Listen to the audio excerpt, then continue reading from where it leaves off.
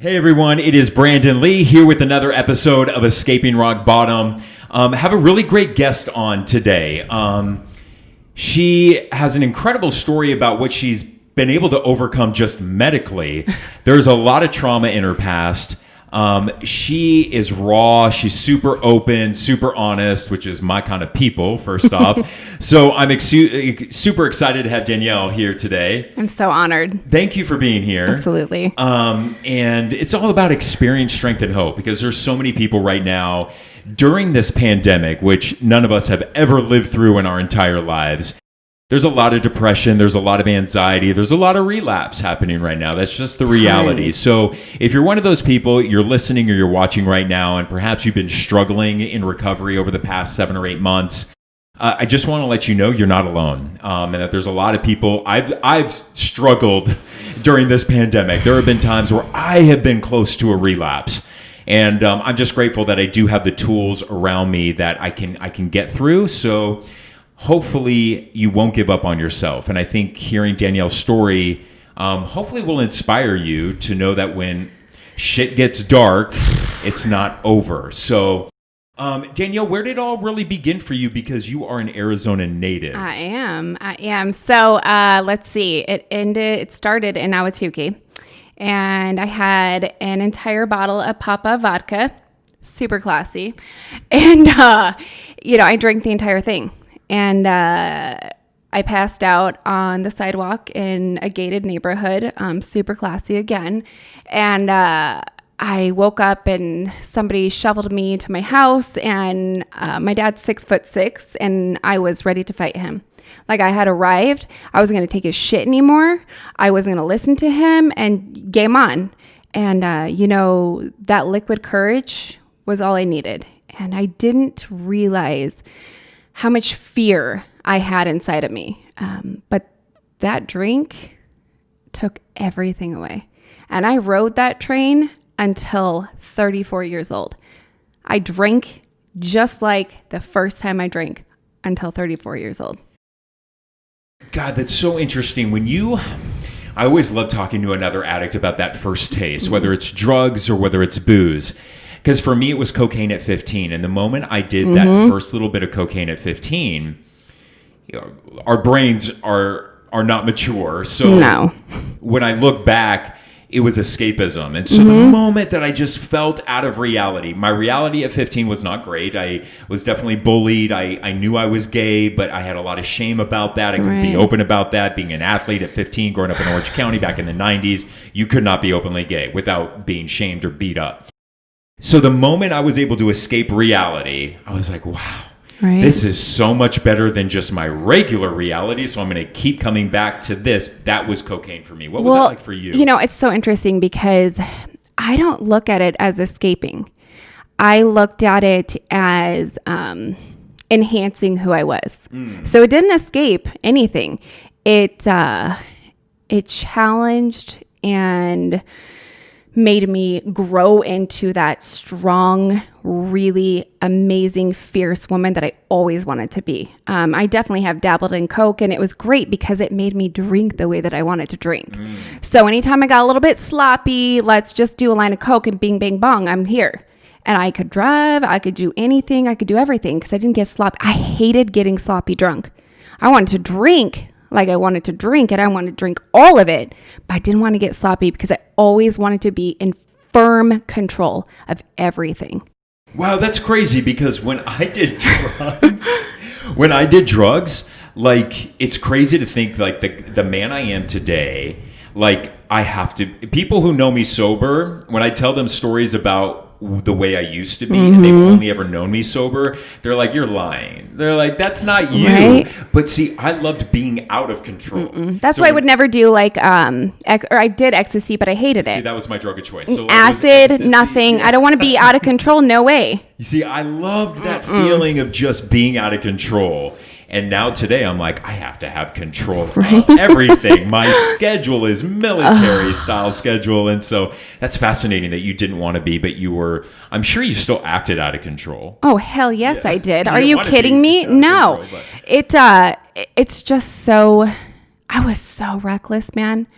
so reckless. I should have died so many times. Multiple car accidents. Like I smashed my face through the window. Like I was so reckless. And I got out of everything. It's shocking the shit that I got away with. I should still be in jail. I was like a menace to society, but I looked beautiful and I looked like this perfect little girl, and you would never expect the shit that I did. Nobody would. It's just crazy. And that's one thing that like good addicts, I always say like high functioning addicts, because that's how I was.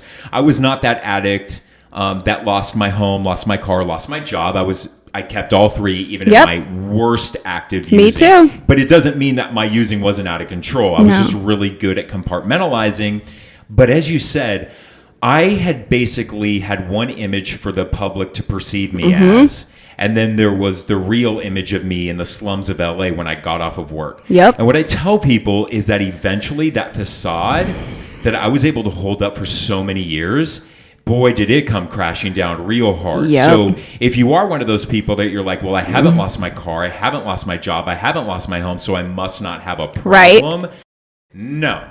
You do not need to lose all three in order for you to finally hit rock bottom. Absolutely not. And, that's really, really important to say because, I didn't lose my home.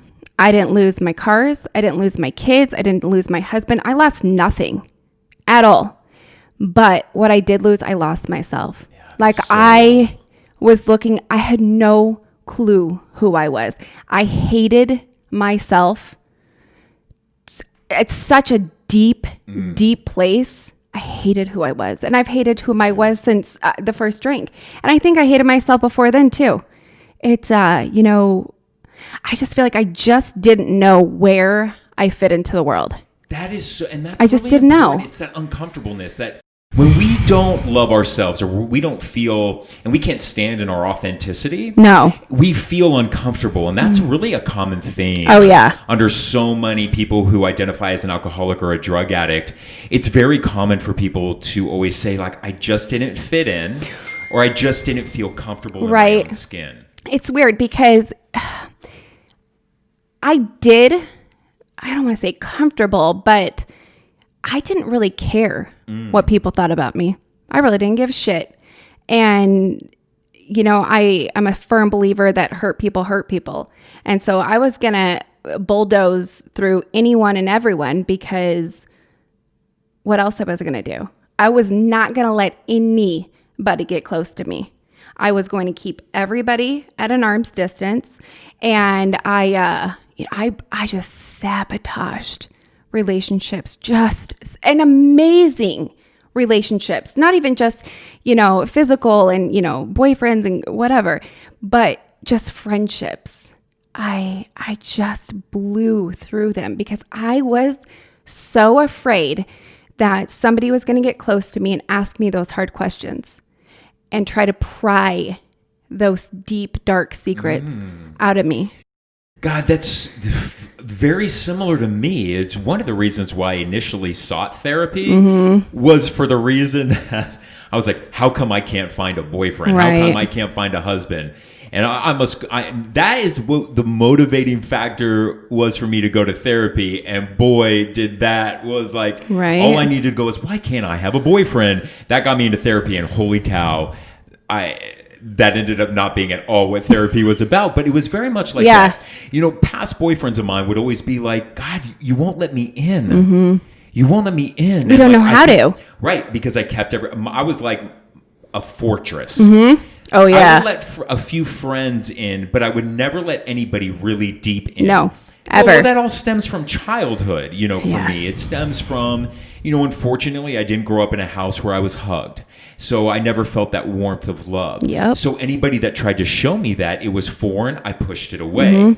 Which it was no surprise to me, even 2 years sober, the first boyfriend I had in recovery was abusive. Why? Because he mirrored my mom, like in a verbally abusive way, because that's the only way I knew intimacy to be. Yeah. And so it doesn't surprise me that for many, many years, you kept people at an arm's distance. Yeah. A lot of addicts do. Yeah, for sure. But, it's so weird because and I don't know if this is very common, but I had so much love around me, and I still to this day do. And everybody was like, you have so much potential. You just have so much potential. You are an amazing human. You are just fantastic. You could do really anything. I was not capable of seeing that in myself at all. You know what my therapist has told me, and it's still something I struggle with a little bit today, and it's off that point. My therapist looked at me and goes, well, first off, the job that I lost at NBC News in Boston, it was in 2008. Do you know what my news director said to me? And I got sober in 2010. So I was really active in it. Right. So you know what she told me? She goes, you are one of the most talented journalists I have ever hired. But this is just, you're not the right fit here. Right. And looking back, I was not a good soldier. I was so defiant. I was so combative. Whatever idea my boss had, I had a better one, and yours was shit. Oh, yeah. We're going to one up you. Look at that, I'm like, oh my God, it goes back to that point. You have so much potential, but she didn't know that I was an alcoholic. She didn't know that I was a drug addict. She just knows that I was not a good team player. Right. Very selfish, right? Very, very selfish in my own world. My therapist has told me over and over again, Brandon, you do not see yourself the way others see you. In a good way. And I'm like, ugh, you're probably so my question to her was, how do you see me? Right. And then she would describe how she saw me. I'm like, you're right, I don't see myself as that. Right. It, I'm going to start crying, but my husband, he just saw my soul. And I have no idea how he was able to love me through that. I put him through hell, just through hell. Anybody in their right mind would have up and ran, man. I mean, like when we were just dating, he was living in Tucson because he was at the that Air Force base out there, and I was drinking red wine. Like, I'm not a red wine drinker, but I freaking passed out. I'm on the phone with him. He just thought I died. So he called, the ambulance, and the freaking fire trucks showed up at my house. They had to crawl into my apartment, and he knew what he was getting into. So when he was like, I didn't know, I'm like, no, bitch.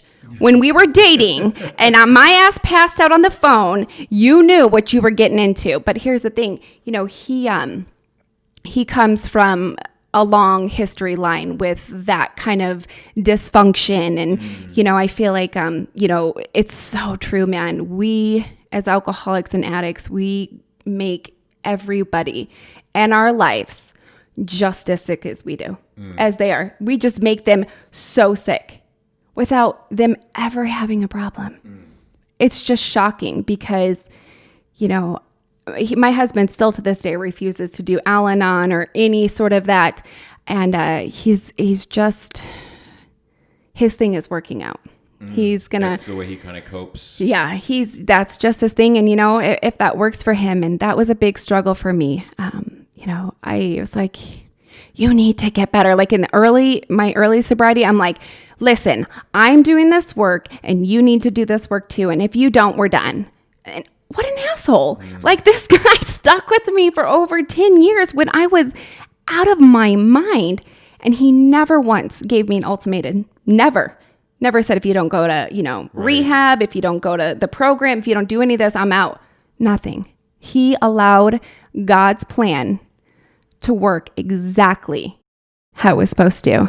I want to go back to 2016 because that's where I would say part of your story, you really hit rock bottom because you did contemplate taking your own life. Oh, and I nearly succeeded. I think a lot of it started actually back in 2014. So I was diagnosed with kidney cancer and I just had my daughter. So I was diagnosed after 6 weeks of having her. So I hadn't even fully healed from my C-section, and they ripped my entire left kidney out. And so I got pills, and I found out really quickly that Percocets had the same exact effect as cocaine did. And it was fantastic. I was like, I don't have to do lines and have my nose all disgusting. I don't have to go to a drug dealer. I don't have to do any of this. Like, this is great. And, that really is when my addiction took off, because I was able to drink the way that I wanted to drink. And I became a stay-at-home mom. And that was my worst fear. I never wanted to be a stay-at-home mom. I never enjoyed motherhood. My mom was a stay-at-home mom, and I looked down upon her, and I was just like so consumed with fear and guilt and shame. Like, what the hell? I expected I was going to be this amazing person, and here I am, a fucking stay-at-home mom. This is not my plan. And, being a stay-at-home mom, nobody was there to watch me. I didn't have to show up for anything. I didn't have to get ready. I didn't have to present this fake persona. And so that's what I did. I just, took pills and drank all day, every day. But the moment my eyes were open, there was something in my body. And, I kept that up for almost 2 years. And then we moved to Gilbert. And I didn't know that a lot of alcoholics and addicts have really difficult time moving. And I was not prepared for it. And so we moved in November, and my husband, he's like Clark Griswold. He like loves Christmas. And he wanted to go and get a Christmas tree. And I was like, the thought of putting on that fake, happy, amazing mom that the world thought I should be, it was too much. And in my mind, it was so much easier to kill myself than to go through buying a Christmas tree with my family, putting on that happy fake smile. I just couldn't do it anymore. And I was so consumed with guilt because my husband just bought this amazing house. And I should be so happy. I should be so grateful. This is everything that we hoped and dreamed for. I was fucking miserable. I was so miserable, and I did not know how to say it. I didn't. And so my go-to is just, to take my life. And I woke up in the hospital. So my husband decided he was going to go get the Christmas tree by himself with the kids. He's like, we're doing this, whatever. I don't care. She can sit and drink and do whatever she's do, because that's what he always did. He took care of the kids. He took care of the house. He just took care of everything. And so he went to get into the truck, and the truck wouldn't start. And he went into the house to get some jumper cables or something. And he found me dead on the floor. And he had to call the ambulance, and my kids had to see all that. And it's just, thinking about that is just, it just hurts, because I was so selfish, man. I was so selfish, but I was so sick. I was just so sick. And when I woke up in the hospital, they're like, you can either go to treatment willingly, or we can petition you. Those are your two options. So picking the little nurse, he was so nice. He's like, I promise you, if they're going to petition you, you're not going to enjoy it. Just agree to go. So I'm like, okay, I did. And I did, I don't even remember, like a week or something. It was it was not a rehab. It was a mental hospital. Yeah. I'm like, oh my God, what in the hell have I gotten myself into?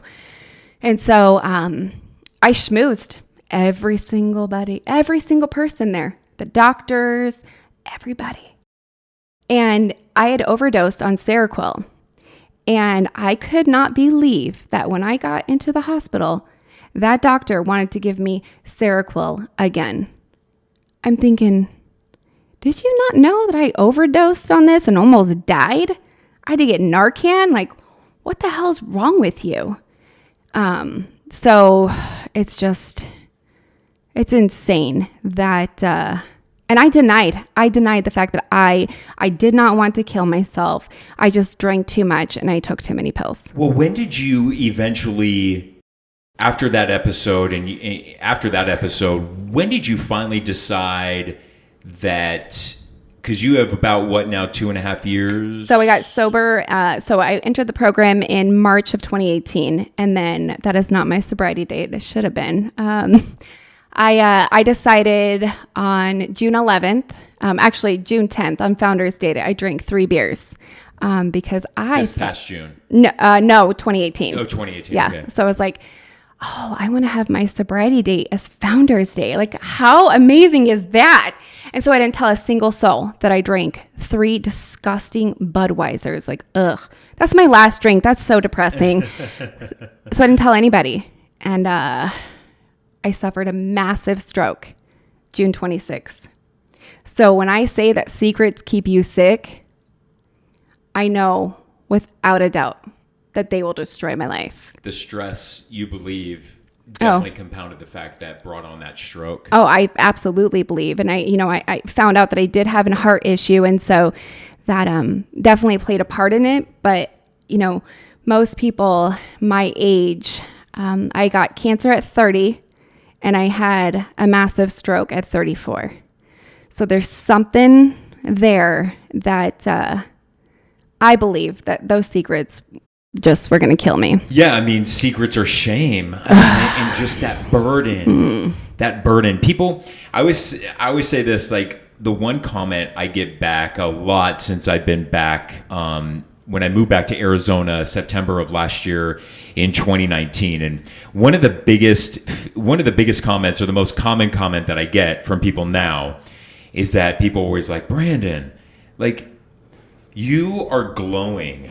They're like, you seem lighter. Like, your smile just, it seems so genuine and it's so big and you just seem so happy. And the only thing different was that I wrote that book, Mascara Boy.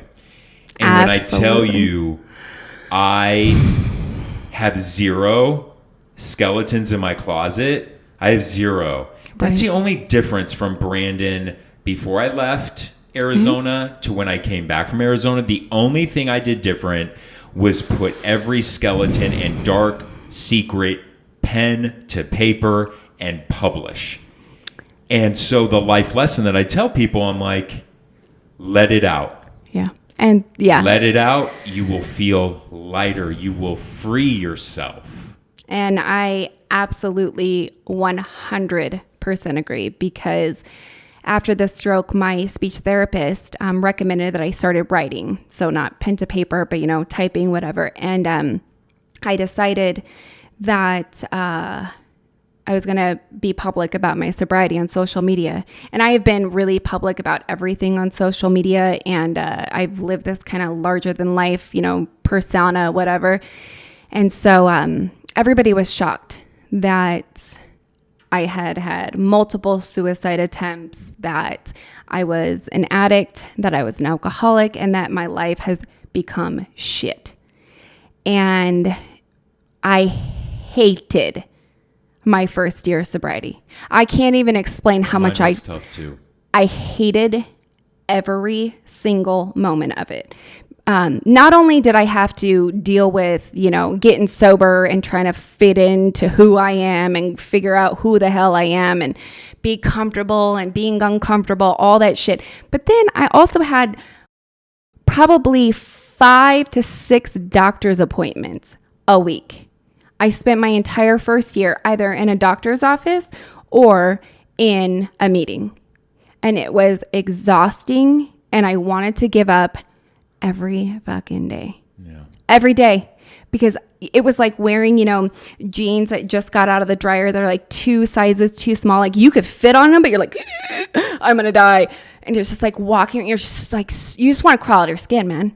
It's so brutal.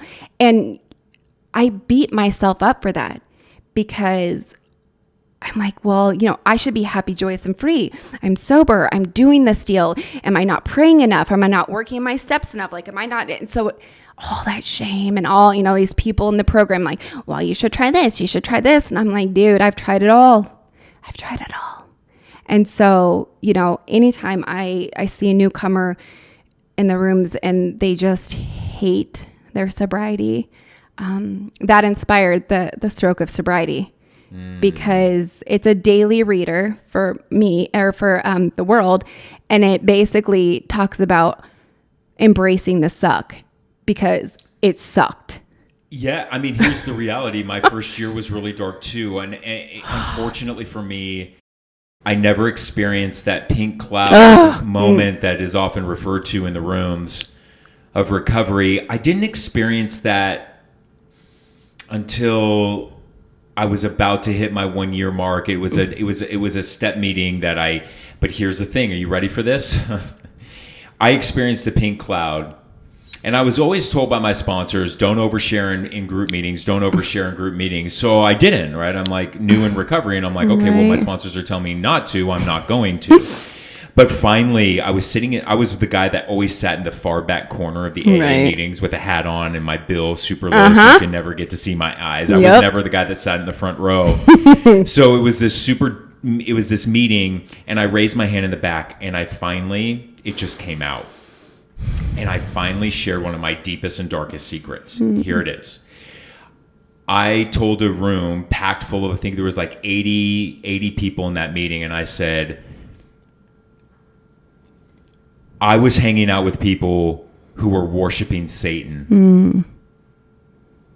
How can God ever forgive me for essentially giving God and my higher power the middle finger by hanging out with Satan worshipers? And the room was dead silent. At the very end of that meeting, this old woman who she wasn't part of the group. Right. She was there celebrating her grandson's 1 year. She goes up to her grandson after the meeting, and I'm like bolting for the door. Right. She goes to her grandson and she goes, can I go talk to that gentleman? And he goes, sure, Grandma, go ahead. So she stops me at the door as I'm trying to leave. And she goes, I'm not sober. And she goes, I'm not a member. She goes, but I'm here celebrating my grandson's 1 year. And she goes, I was almost late to this meeting tonight. And I was very mad and very frustrated because this guy was on his bike and he was littering all over my street. And she goes, and he threw this piece of paper on my driveway. And I was going to go take it to the trash, but I was running late. So I just threw it in my purse. And she goes, while you were speaking, I went into my purse, and she goes, and there was that crumpled up piece of paper, and she goes, and I read it, and she goes, this is for you. So here she hands me this crumpled up piece of paper, and I open it. There was no phone number, there was no website, there was no nothing. All it was a scribbled message that said, God has already forgiven you for what you've done. It's time to forgive yourself. Like goosebumps every time I share that story. That was my burning bush moment 9 months into my first year of recovery that I had to believe. Absolutely. Like, what was that? Like, I had to believe. And that moment only happened because I overshared. Right. Because I finally shared my deepest and darkest secret to a room full of people and strangers that I did not know. And so, my God, if there's a life lesson, like, just if you have something that you need to get off your chest, just share it, speak it loudly, and never listen to that terrible advice from some people in the rooms of AA. You don't overshare. Share just only with your sponsor. No. You got something to share. You share it loudly and you share it now. Well, if you would have seen me in my first year, I was the very first person to speak every fucking time. And I could only, like, the F word was the only word that would come out really, really well out of my mouth after the stroke. And so F-bombs were flying all the time. Anytime I shared, it was just like crazy.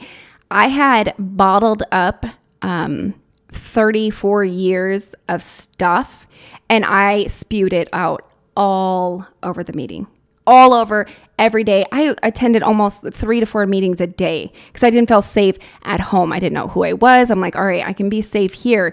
But nobody wanted to hear a single word out of my mouth. They hated me. They made my life hell. And I think a lot of it for me that first year is I was going to remain sober just out of spite. because I was going to prove those fuckers wrong. If they didn't think I was going to get sober, if they wanted me to shut up, if they just think that I was just crazy, I was like, okay, watch me. And now here I am, like, being like, this is crazy to me. It's so surreal. The fact that nobody wanted me to say a single word when I had begged God in that hospital, if he would allow me to get my speech back, I would never stop talking and sharing my story, ever. And now here I am being asked to share with you. I mean, that's just remarkable to me because, I'm a firm believer, say what you want to. It doesn't matter what people think. It doesn't matter their opinions. You just get whatever the fuck is going on in your mind and get it out there because it doesn't consume you anymore. There's so much power when you say something that is just consuming your soul. It takes some of the power away from it. Anytime I share and I just like throw everything out, I walk out of there, I'm like, takes the weight off. It's calming. How stupid is that? Yeah, but it works, and that's why we have to share and we have to keep talking. It's crazy to think. Okay, we gotta wrap up here soon, which is nuts. Time flies, right? Just quickly, you got 2.5 years right now. Almost, I think. Almost, yeah, whatever. What's life? How good is life for you? What is life like for you in this moment? It is better than I could have ever wished and prayed for. I never imagined enjoying my sobriety. I never imagined enjoying being a mom. I never imagined enjoying being a wife. I never imagined being able to experience joy, period. I just thought that I was one of those people that it was just not possible for me. And man, I'm telling you, if it can happen to a drunk like me, I promise you it's possible for anybody. Like, I will put that on anything and everything because I would bet my only one kidney that I had that it was not going to happen for me.